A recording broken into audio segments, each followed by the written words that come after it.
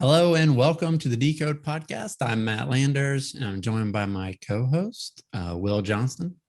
Hello. And Kellen Mace. Hey, everybody. We got a fun show today, another Versus podcast. Before we get started, tell you a little bit about who we are. We are the DevRel team at WP Engine. You can find us at developers.wpengine.com. And if you like this podcast, you follow it, please go and rate us 5 stars on the platform that you're listening to. 5 stars if 5 stars is the top, but please give us those top marks. That really helps us a lot. So appreciate it. All right. So in this episode, we are going to talk about GraphQL versus REST, which I'm excited to do because I get to play a little bit of devil's advocate, which is always fun. So I'm going to take the REST approach most of the time, but we'll have some fun banter, hopefully, talk about the differences between the two. If you don't have a lot of experience with GraphQL, this should give you an idea of why you might be interested in it. Most people have used REST. So, but we at WP Engine believe that for WordPress, especially, GraphQL is great. Jason Ball, the creator of WPGraphQL, is part of our team. So we definitely enjoy using that plugin. It's probably the #1 plugin that we use for Headless WordPress. So all right. Here's a question before we get too far into this. Do you guys call it GQL or GQL? GQL. Because with SQL, I call it SQL and not SQL. Good point. I think I say GQL both. feels weird. I think I say both sometimes. Like if I'm talking about the function that you use in JavaScript, I'd probably say GQL. It sounds more like a function. I've never heard GQL for that. Because I mean, I'm just used to saying SQL, right? And then oftentimes I just say GraphQL because I don't want to like think about whether it's GQL or GQL. So I'm like, all right, GraphQL. But then GraphQL it doesn't really roll off the tongue. And now I'm coming around to GQL because I don't know, it rolls off. Why not? Yeah, it's great. Funny story about SQL though. I worked with this person who I won't name just to not embarrass them, but they were like a leader in the organization. And every time they sent an email and they mentioned SQL, which is SQL, he spelled it SEQUEL, like the sequel to a movie. Right. And I just couldn't stop laughing every time I would say I'm reading. No one corrected him. It was amazing. The sequel. That is not it. It's SQL. So GQL, that it reminds me of like here in the Midwest where I am. Sometimes people will smush words together when asking a question. So one example of that is I have some family members that will say, "Did you eat?" If they want to know if you've already eaten or whatever, they'll smush those together and say, "Jeet," like that. That like as soon as you said GQL, I'm like, it sounds like that. It sounds like you're saying the word equal, but smushing on the "did you" out, on the front of it. So instead of equal, it's GQL. Like GQL what? GQL. Too funny. Interesting. It's funny. Yeah, in the South we smush a lot of words together too, but y'all really do. Yeah. Like mayonnaise. A lot of people out here. It's nice. Very nice. Okay, enough dad jokes. All right. But they do have the same like acronym. So it's structured query language for SQL and then graph query language for GQL, I guess. So they are very, very similar in that respect. GraphQL is a query language similar to how SQL is, right? So it allows you to structure queries and specifically geared towards graph databases, which almost all of the APIs I can think of aren't actually built on top of a graph database, like a pure one, but usually a database where your entities are related in some way. So some type of relationship building. So one of the cool things that it does, like beyond what you would think about in pure relationships, for instance, like a post has an author, and that's obvious. If you were like, create an ERD diagram. It might be have a post table and an author table. But GraphQL gives you another thing that you can do, and then that's like data that exists only between two different entities, right? So one example that Ball always likes to bring up is like in WordPress, you could have a media element like an image, and you might have a caption for that image, but depending on the context of where that image exists, so like what post it's on, you might have a different caption.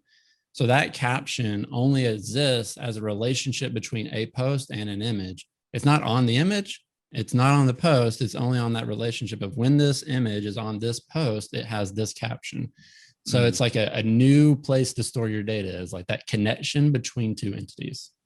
Another good example is breadcrumbs. So, most people familiar with WordPress or building sites in general understand that a breadcrumb is kind of the path that you take to get to the content, or like where the content lies. So on a WordPress site, you can get the same post at a couple of different URLs depending upon what you're doing. So if you get it on the category, or you get it on just the generic list of posts, you may have different breadcrumbs. So the breadcrumbs are kind of an edge relationship to the post.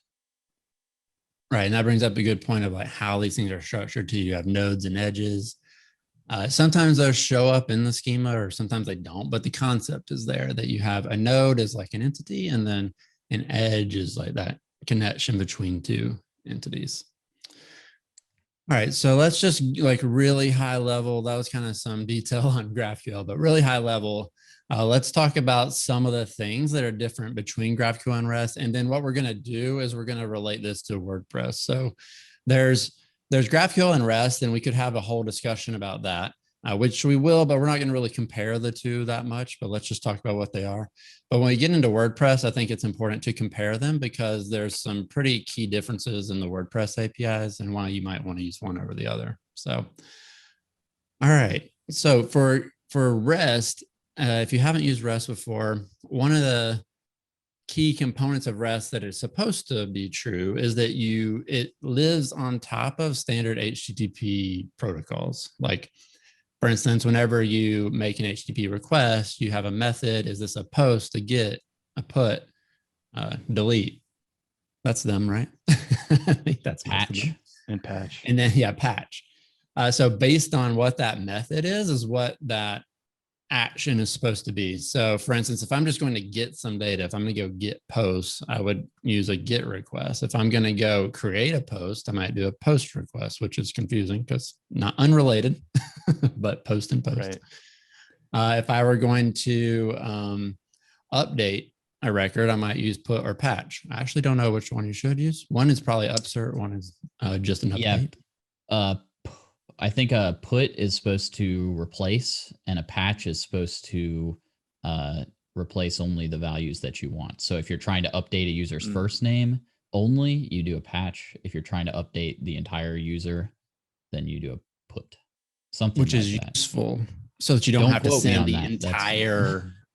That way you don't have to send the entire body, right? Yeah. Yeah, okay. Exactly. Useful. But here's the thing. No one follows this. Some people. Like some people do. Like if you get a very high profile API, you might, but if you go write your own, it's probably highly unlikely that you end up following this to a T. So the difference between different REST APIs out there, even between people who are like really good at building APIs, like you might go to Stripe and then you might go to Pipedrive or to whatever, like these other SaaS platforms that have APIs, and they may look totally different. Like some of them may follow a resource identifier pattern for their URLs. Some of them may not. And what I mean by that is that usually when you're going to get a resource, you might go to like the domain /books, and that might pull back a list of books. Then you might go to /books/1, and that would pull back, the ID 1 of that book. But there are many different ways that people decide to do this. Some people use query params. Some people, it just seems random sometimes. And I think that, part of the reason why GraphQL came out and exists, but one of the issues when building an API in general is you just don't know when you start where your API is going to go. So you can start with some idea in mind. We're going to have these different entities. We need endpoints for lists of entities. We need endpoints for your general CRUD stuff, create, update, read, delete. And you can start with that, but then later on down the line, it's like, oh, we need to return more fields on one of our entities. Well, do we create another endpoint for that? Or do we hide it behind some configuration flag? Or do we just return it no matter what? And those are the kinds of decisions that you have to make as you build out your REST API. And that can lead to REST APIs, even that are inconsistent within the exact same API. So not just between two different APIs, but there's an inconsistency between endpoints when you're using a REST API. Right. Yeah. And I think the origin was the Facebook engineering team. They're the ones that open sourced GraphQL. And I believe it was the newsfeed feature in Facebook that was a big pain point for them. They had, because as we've just described, REST follows a single resource per endpoint model. In Facebook, they were having trouble, being a giant organization like they are. They, as you might imagine, they have entire teams that only do, front end, very React heavy, UI interactive type stuff, and then other whole teams work on their back end architecture and so on. So if the front end teams working on the news feed feature determine that they need, just one extra field for a certain part of the newsfeed that wasn't provided by a certain REST endpoint, they would have to, report that up the chain and, have somebody in the back end either add that field to an existing endpoint, but then some parts of the app may not actually need that data. They're sending it down needlessly, or create a new endpoint. And now you're having to maintain that going forward. And there's a lot of pain points there with keeping these teams in sync and with slight differences between the data needs between these. So that's where kind of this idea for GraphQL came about. They thought, what if we allow the client to tell us, the data requirements needed for a particular part of the UI, and then server, in as efficient a way as possible, we can query for just the data they need, and then send it back. So that's my understanding of the origin of GraphQL. Yeah, I think the primary thing that they were trying to solve was reducing the number of network requests to go get the data they need to build the UI. So in REST, what would happen is, like, let's say I have a lot of different entities. I might have to go get one entity before I can go get the next one. So I might have to go get the feed, but then for each post in the feed, I might have to go get, like, how many people liked it, who liked it. Like, there's so many like connections there. So if you just start building that out, like in the rudimentary, just following REST by the book, you end up doing like tons of API calls to make that happen. Now you can build custom endpoints to reduce that, but that's so hard to do and maintain. Well, and in the case of a company like Facebook, where you have a whole different team and, teams work on different APIs altogether. So it's not just like one team that does the entire back end and one team that is doing the front end. It's like one team that's doing that has this handful of entities, another team that has this other handful of entities. And if you're the front end that's trying to integrate all those things, you have to be working with each one of those teams to make it work. So that's where, having a unified back end query language is really good. You mean they don't have just like one MySQL instance and just... Yeah, I'd venture to guess that Facebook has moved past those days. It's hard to even imagine what that would look like. Yeah, all of Facebook is a single, just server in a shack. It's actually somewhere. a SQLite. There's a SQLite database on, just sitting on someone's hard drive somewhere. Yeah. So yeah, I kind of like to think about this as like, I think GraphQL is very empowering for front end devs for that reason that we just talked about. And trying to draw some comparison, to me, it almost feels like it's like if you told somebody who's used to doing traditional monolithic WordPress development, if you told them like, hey, we have a way of querying the database for data, but the way it works here at our company is you can query one table at a time. So you can get about a post, and then once you're done, get the ID for the author, and then do a query to the users table. And then when that's done, then get the media item or whatever. And you might look at that and say, why don't we have a more sophisticated query language where I can, get some data about each of these resources that might be related? Can I do that in one fell swoop. And of course, we've been doing that for ages, running SQL queries on the back end. So GraphQL, in my mind, it's like kind of taking that power of powerful query languages and then exposing that so that if you're a developer working on the front end, now you have that kind of flexibility, to query for, multiple things based on their connectedness or their relationships. Yeah, this versus isn't going so well for REST so far. Yeah. So I was about to bring that up, but GraphQL comes with its own set of problems too. So, you invent a new thing and you invent a few problems that you have to solve based on that. REST enables you to take advantage of the browser caching, like general browser caching, and you have to solve that problem with GraphQL. So in REST, all your get endpoints, you can return cache control headers, and in GraphQL by default, you just have one endpoint where you make all your requests. So you can't use that same caching mechanism. Yeah, but that one endpoint is also kind of a nice thing too. Like in REST, I gotta know where all these endpoints are and everything. But with GraphQL, it's just at /GraphQL, and then I pass the query in. Don't have to worry about endpoints. It's always a post, which is the problem with the caching, is that you don't know when somebody's, just in general, it's hard to tell if someone's trying to update data versus just reading data. So that's why it's hard to cache, right? Yeah.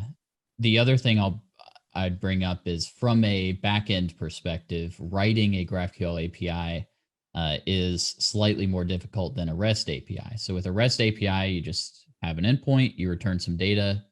That's the data you return. With a GraphQL endpoint, you have to create a bunch of types. So you have to essentially map your database schema to some types, some entities, and then create resolvers for all the fields and the connections on those entities and the relationships.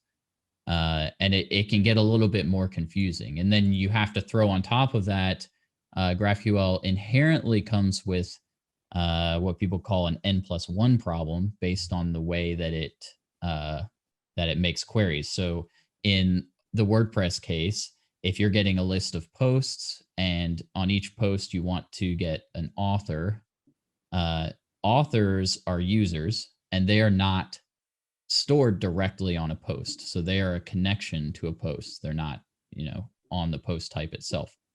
And the way GraphQL will work with this by default without any magic is it will go and it'll get all the posts, and then it'll go through each post and it'll call to get the author for each post, which means it's going to make, N+1 queries based on how many posts there are for each one. And it's a very slow operation when you put all those together.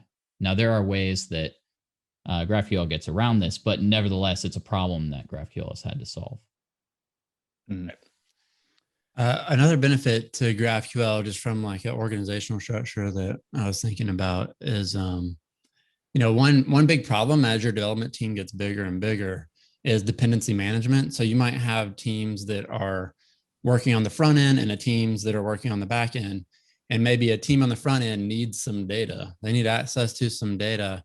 So they have to say, like, it's not in the API right now. So I got to go get it on the backlog of the back end team. And I can't really finish my work until they, add that to the API. But with GraphQL, it's kind of nice because the back end team can just surface all the data in the schema. And then the front end team can just grab the data that they need. So you reduce the amount of dependency management they have to do there from team to team. I don't mean like your dependencies in your project, but team dependency management. So as your development team's bigger, that becomes a huge bottleneck. So it affects your velocity on how fast you can iterate on the product. Yeah, so I think the key feature that GraphQL, or the key advantage that GraphQL has, and why you might want to use it yourself, is that it's very good when you do not know what the client is going to want, what fields they will want, what requests they want to make, how many clients there are. So GraphQL is very great. That's why you've seen a lot of specifically public APIs that have been coming out with GraphQL variants of their REST APIs in recent years because it makes it much easier for them to work on features and not API features. And you even get the multiplier effect going if you have multiple clients as well, right? Because you're working on the web, it's easy to just think about, I have my backend and my client singular, right? But you may have, a client who wants, iOS and Android applications, a web client, a desktop client, or whatever else. And if each of those has slightly different data needs, right, it can become very messy very quickly, to always be creating new REST endpoints to give every client what they might need. Or otherwise, the alternative is just do, overfetching, where you're just providing lots of data to these clients when really they might only need a subset of that, and you're running more expensive queries than you need. So GraphQL, I think, shines in those, the big team scenarios that we've talked about, where you have having independent people work on the front end, back end, but also in the multiple client scenario as well, I think. Yeah, although you also have to take into account, especially if you're writing a public API, take into account that somebody can try to attack your API and make queries that they know could be very expensive for you. Yeah. So you have to keep that in mind. Yeah, I was just having a conversation with Jason about this, who, as we mentioned, is the creator of WPGraphQL. He has some cool ideas in place for assigning a score to the query. So it'd basically be if someone's querying for 10 posts, then each post might have a value of 1 or something like that. And if they're following a connection and getting author data, that might have a value of 2 or whatever else. So at the end, you'd figure out, depending on how much data at each level they're querying for, and also how deep in the application data graph they're, how far they're traversing, you'd end up with the total score. So what your server could do is, stop the query prematurely. It could figure out, before actually executing this, it could figure out what's the total score going to be, considering the number of nodes and the depth and so on. And if it exceeds a certain threshold, then you could fail gracefully and send the client an error and say, sorry, we're not going to resolve this. It's too complex. So yeah, that's pretty interesting. Yeah, so things like that. There are, I think, creative solutions to this problem, but definitely something to be cognizant of if you're going to build your own, certainly. Right. Yeah, I think scaling a GraphQL API would be more difficult than REST, just because REST is a little more predictable about what the client is going to ask for. And with GraphQL, you're kind of putting this API out there, and you don't really know how people might use it if it's a public API. So testing all of those edge cases is pretty difficult. But I think the benefit outweighs the cost, in my opinion. All right, so we kind of got that's some general GraphQL stuff, which is in REST. Let's dive into what it means for WordPress and headless WordPress. I think a lot of people, if you have used the WordPress API, then you've probably used the REST API, and you might not be as familiar with the GraphQL API. One of the reasons is that the REST API is built into WordPress core. So you don't need a plugin or anything additional to get that API. In fact, the Gutenberg block editor is built on top of the REST API. So it has to be there. We've had people ask this, Kellen was mentioning this in our pre-show stuff, but people said, hey, I'm using GraphQL. I don't want to have the REST API anymore. And that's not really an option, just because then you stop Gutenberg from working and any plugins that rely on that API. So probably not something you want to do. But so if you want to use the GraphQL API, there's a plugin, WPGraphQL, like we've been talking about, maintained here at WP Engine. So definitely check that out. But it gives you a lot of benefits over the out-of-the-box REST API. And one of them that we can talk about is performance. So by default, if you just go to the endpoint for REST and you hit the /posts endpoint, it's going to pull back everything that's on a post, like every field, which is a lot of fields. I don't know, like you don't think about it, until you start messing with this data, but you think, oh, there's a title, there's some content, there's an author, but there's a ton of fields on this thing, right? So whenever you pull that back, that's a network request. So you make the request, And then the more content that comes back, the longer the client is waiting for that to happen. And that's really where a lot of the slowdown happens. It doesn't take WordPress that long to grab the post from the database because it's so close to the data, but it takes a while to send that over the network. And when you're talking about a mobile application, imagine trying to show a list of posts. You don't need the content, you're not showing it, but by default, you're going to get 10 posts, and then you're going to get all the content from that as well. I mean, that could potentially be a lot of data depending on how big your post is. Yeah. I mean, some of the things that the REST API brings back by default, it will bring back the author with all the author information on the posts. So, and it will also bring back some taxonomy information. So it'll bring back all the categories and the category information on that. It'll bring back all the tags. These are queries that, if you think about how it's structured in the database, it's not as simple as just get me all the posts. It's get me all the posts, get me all the tags on the posts, get me all the categories on the posts, get me the author on the post. Multiple subqueries have to be run in order to return this top level list. Right. Yeah. So we run into the issue there with overfetching or underfetching compared to the REST API, right? Like we've talked about with multiple clients or working on different teams or whatever.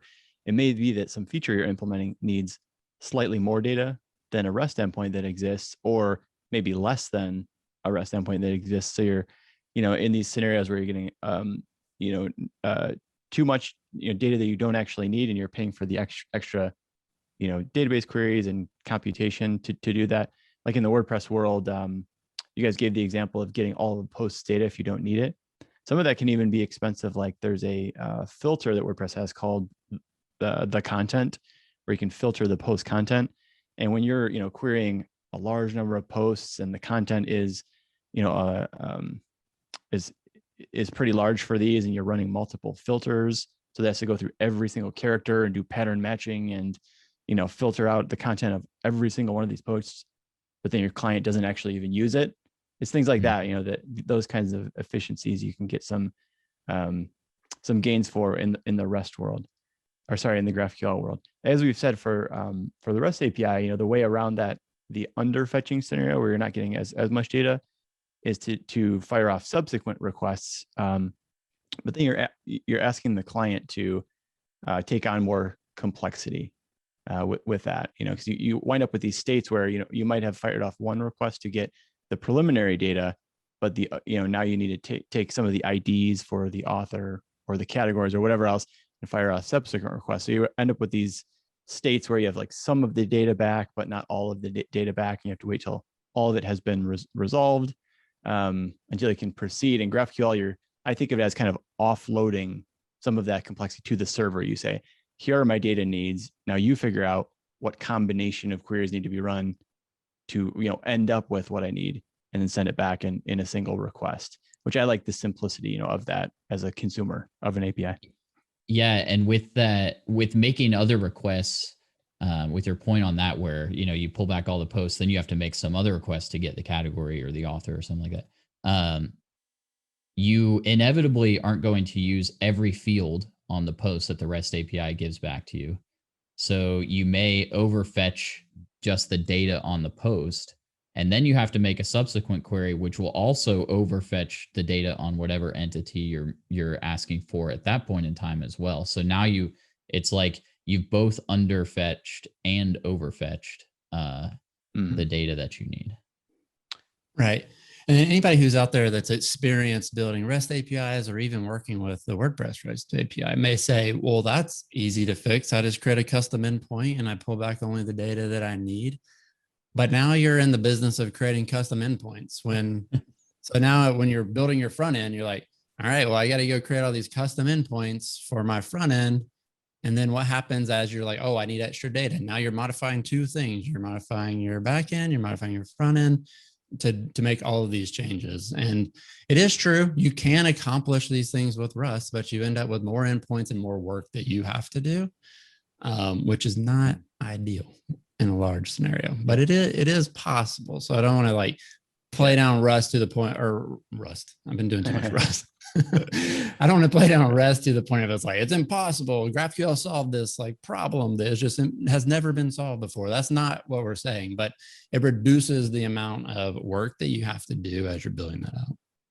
Yeah, I think GraphQL has been a big deal for the developer experience, you know, because if you think about the backend engineers, if they're getting barraged with requests from front end folks, from the iOS team, the Android team, the web client, whatever, like, well, we need this for this endpoint, and we need this, and they're having to make these decisions about, all right, can we add additional, query string params to modify the output of certain REST endpoints, or do another REST endpoint that behind the scenes can, does the same fetching that others did, but now returns that. They're having to always make these decisions compared to here, I added a new node to the data graph with some connections, use that however you need.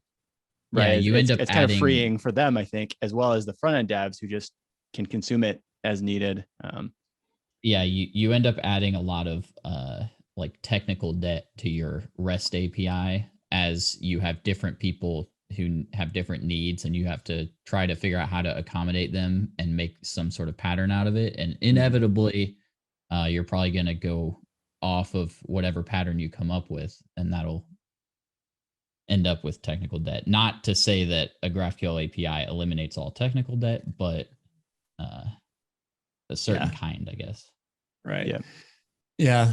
Which brings up a point. Like the REST API from WordPress out of the box does have a way to limit the data that you are pulling back. So by default, you hit the /post, you get all of those fields, everything.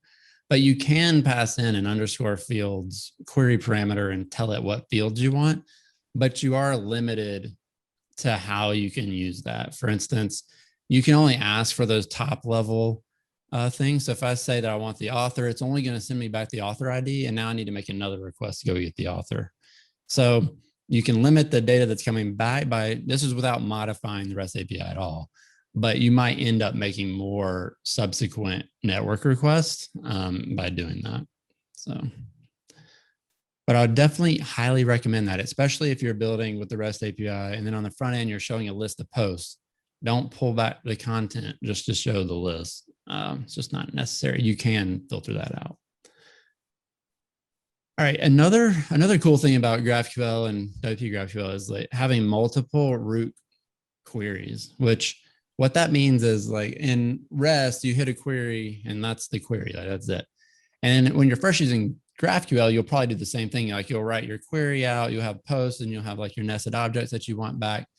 But then you might want something that's totally unrelated to posts as well. You might want like, I don't know, like what's another entity? You might want to show some custom post type on there as well. It's not related to the post, but you want to go grab that data. So you can have multiple root queries that allows you to get that data back and not have to make multiple GraphQL requests. So that kind of takes us back to one of the big benefits, which is reducing the number of network requests to get the data that you need on the front end. As your front end gets bigger, this gets more difficult to do, which is what we're trying to solve in our headless framework is how can we let component developers request the data they need and still bundle all that up into one GraphQL request. And root queries is one way that we are going to accomplish it, but we don't want every component like doing its own root query, because then we have a bunch of components that might be pulling back the same data. So we're trying to solve this problem in our framework. Actually, right now, we have some issues out there if you want to check them out and comment. But yeah, we have some ideas of how we're going to do this. And but root queries are cool for components that want to pull back unrelated queries. Yeah, I think I'm going to let Kellen dive into the data loader pattern. That's something we want to talk about. And he is just very passionate about this. Yeah. Yeah. In our prep for the podcast, we had some good discussion about this and cleared up some misunderstanding on my part. So it was good. So let's like dive into some of that here. So Will had mentioned earlier in the podcast, GraphQL suffers from what is called the N+1 problem, where the more resources or entities you're querying for, it would make a single request for each of those. So if I have 10 posts and I need some author data about those, 10 individual queries would be made, for author number 1, next query, author number 2, next query, author number 3, and that can add up, very quickly as a multiplier effect. But there is a solution to that, to speeding up GraphQL's performance, and it's called the data loader pattern, which amounts to doing deferred resolution. So WPGraphQL does this now. I think it implemented this probably a year and a half or 2 years ago. It implemented the data loader pattern. So what that is it would first resolve, it would first query for the posts, and then figure out all of the IDs for all of the authors, for whom, we are going to need some data.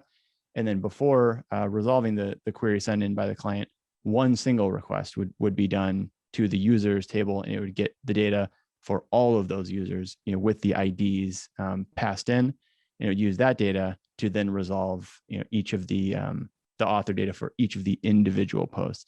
So then, rather than this multiplier effect that I was describing, where you got one query to get 10 posts, but then 10 user queries, instead you have one to get the posts, and then a second, 1 second query to get the data from the users table.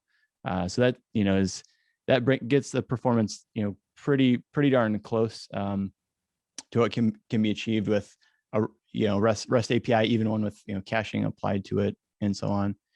And I think that with a lot of times with these APIs, even if they're very performant and they return the data very, very quickly, a lot of times it's that network latency that ends up, getting you, right? So if someone has a REST API, for example, and they wind up with the scenario we described, where one endpoint doesn't have quite enough data, so they need to take some of the data from that and then make subsequent, queries back to REST endpoints. It may be that, we have some heavy object caching going on the server, and those responses will be very quick. But because one query has to wait for the other, and they're synchronous, and then you have the network latency, that adds up very quickly. So GraphQL, I think, even though it has this n+1 problem, that's been kind of mitigated by the data loader pattern, and because you can do a lot with just a single network request. I think the net result is it's fast enough for a lot of types of apps. Yeah, the good news here is, for anyone listening, is you don't have to worry about this. Yeah, and WordPress, anyways, because this has been taken care of for you by WPGraphQL. Like they implemented this data loader pattern, which sped it up a lot. Will and I built a GraphQL server, really mostly Will, but I was there. And we ran into this issue very quickly when we built our first GraphQL server, but that is that we had a very deep nested schema, and it didn't even take that much data for it to get very, very slow. Like, we started loading this database up with data, and then quickly we're at like seconds to pull back a GraphQL request. And that's when Will was searching around like, oh crap, what are we going to do? Found the data loader pattern, implement it, and then all of a sudden it's like instant again. Yeah, and it's really important to note there, the data load pattern is not that easy to wrap your head around when you're building the API. I mean, the concept makes sense, but the actual implementation is tricky. It's tricky to get right. So that makes GraphQL, I feel like the learning curve for building a GraphQL API is higher than building a REST API. Not to say you shouldn't accept the challenge and give it a shot, but if you're just getting into building APIs, start with REST and see how that works for you, and then move to GraphQL if that's what you're interested in. Right. Yeah, I mean, the cool part about GraphQL is you build out all these resolvers. So you have a resolver, which is essentially a function that runs for each entity. And in that function, you go get the data for that entity, right? And if you just do that for all of your entities, like, the GraphQL magic happens and you'll get the data you want back without having to do much. But as soon as you say, all right, how do I make all these resolvers know about each other, which is the data loader pattern, and know that, like, hey, I need to wait a little bit before I do this query so that I can, it gets kind of complex as it gets down, especially if you have like arguments to your query and you're reducing the rows that are coming back and stuff like that. That's there's an important distinction here. I think that it's a common misconception that people have that they see a GraphQL query, and in your head, you can think about, oh, this could easily be translated to some SQL query or something. And so you think that what GraphQL is a framework that translates whatever the GraphQL query is into some sort of SQL query, or like plugs directly into a database. And that's not the case. Now, there may be libraries that are built where you can do a lot of mapping and that works. But if you're building a GraphQL API, you have to provide the functionality. The GraphQL is just the interface. You provide the functionality for how to get the data, which I feel like a lot of people don't quite grasp that concept until they start building the GraphQL API. I know I didn't. I was like, what do you mean? But if you think about it, it makes sense, because the data behind a GraphQL API isn't necessarily in a SQL database. So a lot of these APIs that you've used, if you've used GraphQL on other systems, a lot of them actually use the REST API behind the scenes. Like there's no database. It's an API on top of another API. But it can be more efficient because that GraphQL server can be closer to the REST endpoints. So it's not the same as like, if you're on a mobile device somewhere, it's not doing all that, at a remote location. It can happen on the server. So even if it's hitting REST, it can be a lot faster than if you were hitting REST from the actual user's device. Yeah, there also is, GraphQL APIs can span multiple different services. So if you're in a microservices environment where you have different services that feed different entities, you can have a unified GraphQL API that can make calls to the correct service or request data from the correct service. And that data could be stored anywhere. I mean, it could be stored in a NoSQL database, in a SQL database. It could just be some sort of cache storage. It could just be a presentation layer on top of a database, something like that. Right. Mm-hmm. Yep. Yeah. And it harkens back to our Next.js versus Gatsby episode when we described, Gatsby's approach, which is creating that unified data layer, and then they have source plugins that you can add on that will extend that GraphQL data layer, when behind the scenes, just as Will said, it might be fetching some of the data from your CMS, some of it from Salesforce, some of it from the YouTube API, you name it, but it's just kind of stitched together using GraphQL, which is cool.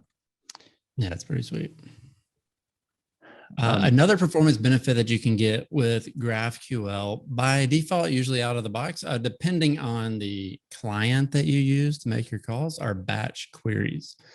And what that means, so you can't do this with REST because you need to make multiple network requests for different resources. So you can batch your queries up, and there will be different libraries that will help you do that, but it's still making a lot of network requests potentially. But what can happen on the client for GraphQL is you have a lot of GraphQL queries from different components. Maybe different teams are building different things. The Apollo client can essentially debounce or defer making any of the calls for some period of time until it can accumulate all of these queries and make them all at once in one network request, which is pretty beneficial, especially if you have a lot of teams that are working independently of each other. Making different calls. So then you can just make that one call across the network and get the data back. Mm-hmm. Yeah. Now you could write a single REST API endpoint that allows you to, build a schema that you can use to request data from multiple endpoints at the same time. But that would require you to actually go and write that code, where with GraphQL, you get that out of the box, which is nice. Yeah.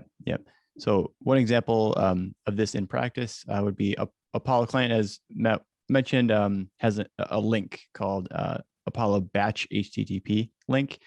And I've used this in the past, and it's pretty cool.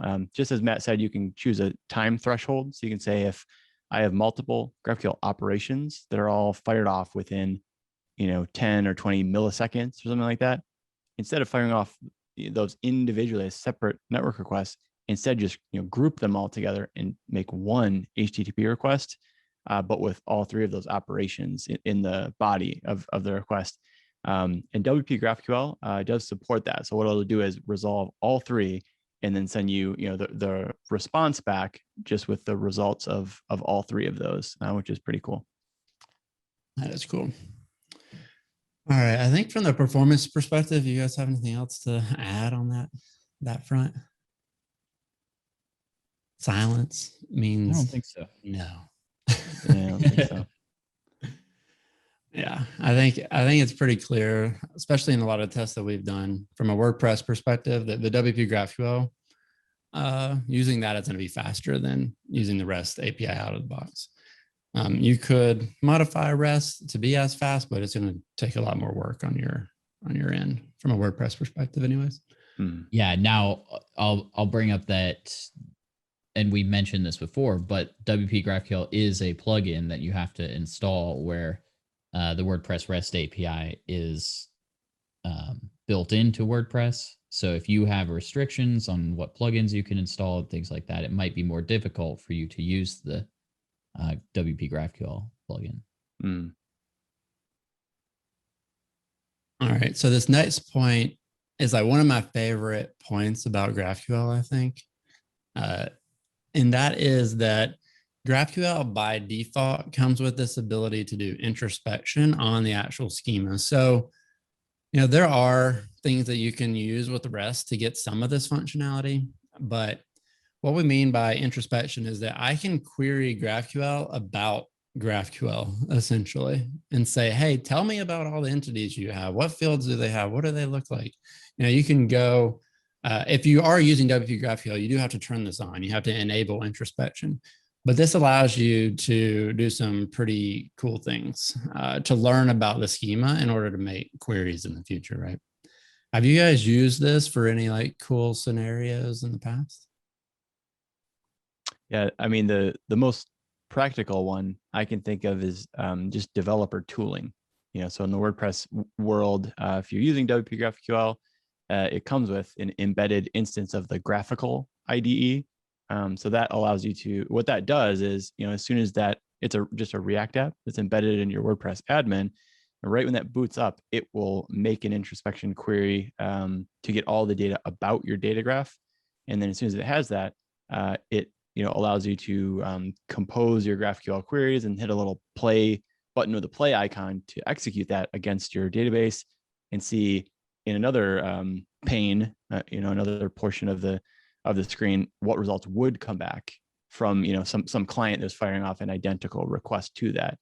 And that's really cool. In the REST API, the WordPress REST API, it's possible to add new endpoints and add functionality to the REST API, but not register things in the REST API schema even. So this would be in the WordPress world. If you go to like the /WPJSON endpoint, what you get printing out on your screen is what's been registered in the REST API. But I've seen like many plugins out there that, despite having added things to the REST API schema, they don't actually show up there. Like it's undocumented, as well as it doesn't have the strong typing that GraphQL does. So there's so in my mind, like being a developer, there's lots more kind of guessing and checking and making assumptions, I guess, as you're coding, right? You think, all right, when I hit this endpoint, it just says it returns object. I don't know what shape that is. The schema just says the word object. That's all I know about it. So I don't know what shape that data is going to be in, nor do I know within that object, do I have Booleans, floats, strings, integer, like what are we looking at here? So you end up like kind of making these, sample queries to your backend just to see, okay, this is the kind of shape that the data can be in. But even that can change. I've worked with plugins in the past, like the Advanced Custom Fields has a plugin that exposes its data in the REST API, but it will return different shapes depending on the type of field. So you would have to go through ACF and like fire off, queries for each individual field, and then make sure your front end app is, can accommodate every possible shape of data. And that's kind of a lot of manual work there. So one of the things I like a lot about GraphQL is it's strongly typed, and it's impossible to add something to the schema without explicitly stating this is the shape of data and these are all of the types. So that way tooling, it can be very robust, like the graphical tool I described, as well as I just feel like there's less, guessing and checking and making assumptions in your code, which is cool. Yeah, and then from developing your front end app perspective, there are a couple of things that can help. There are IDE plugins that you can connect to your GraphQL endpoint, and when you have GraphQL queries in your code, they can type check and schema check your queries. And there's also code generation tools. So, for example, there's a GraphQL code gen tool that can generate. Right. Actually, it can generate a whole like SDK-ish type thing for you. It can also generate TypeScript typings so that you have types for your entire API, which is great because in the REST scenario, you are either relying on some community-driven type project to create TypeScript types for your for a library, or you're creating them yourself, or in the best case scenario, whatever REST API you're using has a supported and distributed SDK that also comes with typings. Another fun one I'll mention is GraphQL Voyager. I don't know have you guys seen this, Matt and Will? Nope. I don't think so. All right. It's kind of cool. If you just, anybody listening to the podcast, if you Google GraphQL Voyager, this will come up. It's just this free open source web app. And what you can do is you can use one of their APIs. So they have they have the Star Wars API, few public APIs. You can choose to use one of those. And then what it does is give you a visual representation of the entire application data graph. You can pan left to right, up, down. You can zoom in. You can see all of the nodes, the connections to the nodes. You can click on things and see like that connection will highlight in red. The arrow between the nodes will highlight as soon as you click on it. Schema diagram. Yeah, kind of like an interactive schema diagram. So that's pretty fun. My favorite part though is you can they have a button that says change schema. If you click on that, it'll give you an introspection query that you can copy and paste, and run against your own GraphQL API. And then once you get the results back, you paste it into GraphQL Voyager and hit the button to submit that. It takes a second to load, and then all of a sudden, before your eyes, you have your own interactive data graph where you can see all of your nodes and connections and fields and so on. So that's kind of cool to give a nice visualization.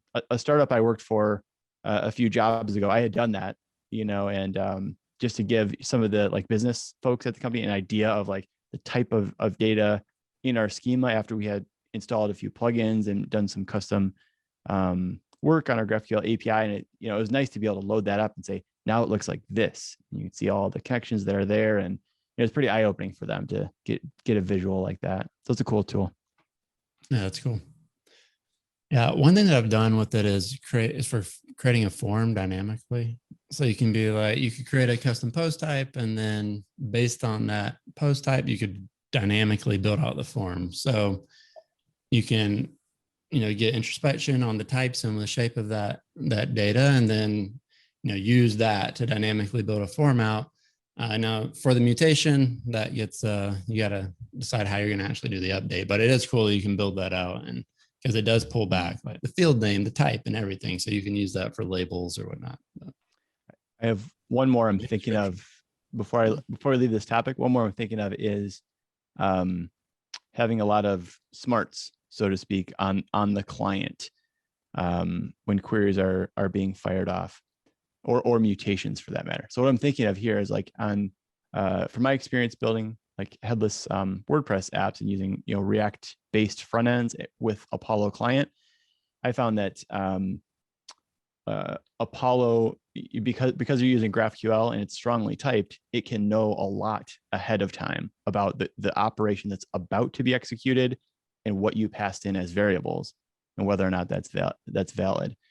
So if you're about to fire off some query, but some required input field hasn't been defined, it actually won't even attempt to execute that. It'll just fail immediately and say, oh, this field was missing. So that makes for kind of rapid development there. as well as mutations. When you fire something off, if some value is invalid, it catches that very early on. Not only did you provide the data, but even is it typed, according to the schema, which is cool. Yeah, and the caveat with all this is you do need to have introspection explicitly enabled in your GraphQL API and with WordPress in the WPGraphQL settings, because without that, the tools do not work like that. Yeah, right. And there's some security concerns with that. If somebody can, you might say if it's a hobby project, you might say, I don't care if somebody can tell what data is available in my data graph. I've made, things that require permissions are locked down, and things that are public on purpose. So, I actually don't care if people know what data is available in the data graph.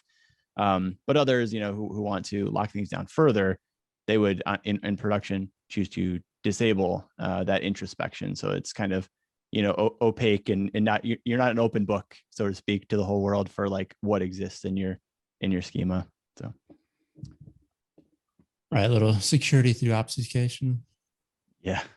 If you leave it off, but I wouldn't rely on that completely. Yeah. Security through obscurity. Yeah. Yeah. Words hard. All right. So that's introspection. Super cool. Definitely check it out. If you haven't used GraphQL before, you will use it inadvertently when you use GraphQL editor. So very cool feature for sure.